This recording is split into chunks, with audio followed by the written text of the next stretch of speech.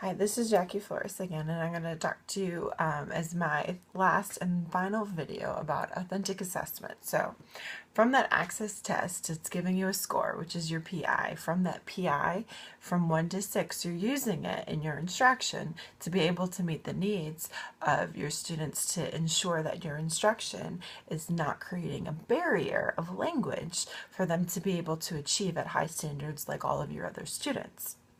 And so, specifically, I was just going to talk to you about an example that I recently had done in mathematics. And so, talking about authentic assessment and making sure that language is not a barrier, using that score from the Wida proficiency level for each student, that being able to create an assessment that uses different ways of being able to assess that content to ensure that language is not a barrier. How can you do that? Talking about 4 specific domains of listening, reading, writing, and speaking, really ensuring that you're using, as you teach, that academic vocabulary and making sure that you are clear and the students are clear of when you're coming up with an assessment, that they are clear with that academic vocabulary and that you're continuing to use it in your classroom. But when you're assessing it, making it an authentic assessment, not just making it a typical test for test's sake, but making a real assessment, ensuring, do they really know it? And how can you help them to have it be culturally engaging and authentic for them to want to more be able to comprehend what is going on. So the task that I gave was, I said, create a polygon and break it up into different polygons and describe the total area.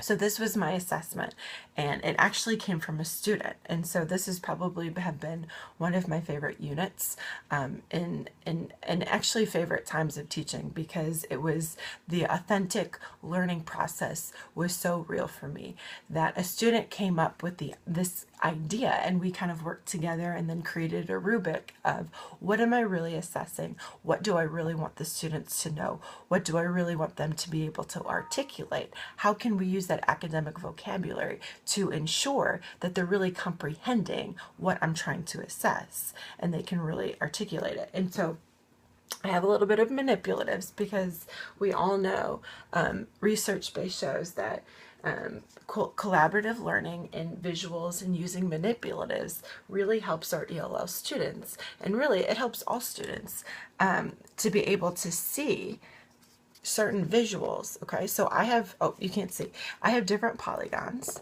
Okay, and so the assessment was assessing, how can you find total area? So previously, making sure that they are able to articulate different polygons, and so it was reviewing that, but it wasn't assessing that. And so ensuring that I had my ELLs, that they were already able to do that, but I also provided them with a graphic organizer to remind them of what those polygons were.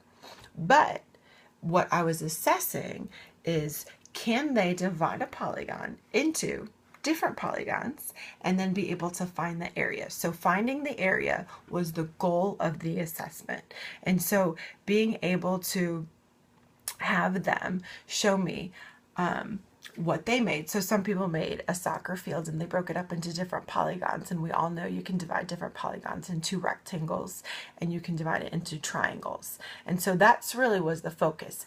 Can they really do that part? Now, for them to be able to articulate it and to be able to listen, that's what I really tried to focus on. So I came up with a rubric of them being able to talk through, and they were able to work with a partner to come up with this polygon. So they were able to, I wore my soccer shirt today, so go Cruzeiro. They came up with a soccer field, and they broke it up, and they were all excited because you know, they made it all colorful, and they were able to really work together, and it's coming up with what they know. We can't assume that they know what an ice skating rink is. Some students have never been to an ice skating rink, so we can't make it into an ice skating rink, or we can't make it into certain things where they don't know. We don't want that to be a barrier. And so having an assessment that really assesses the content and not making the language or cultural thing being a barrier. So I hope this was a good example of how to use authentic assessment in your classroom for your ELL, which is your English language learner students. Thank you so much.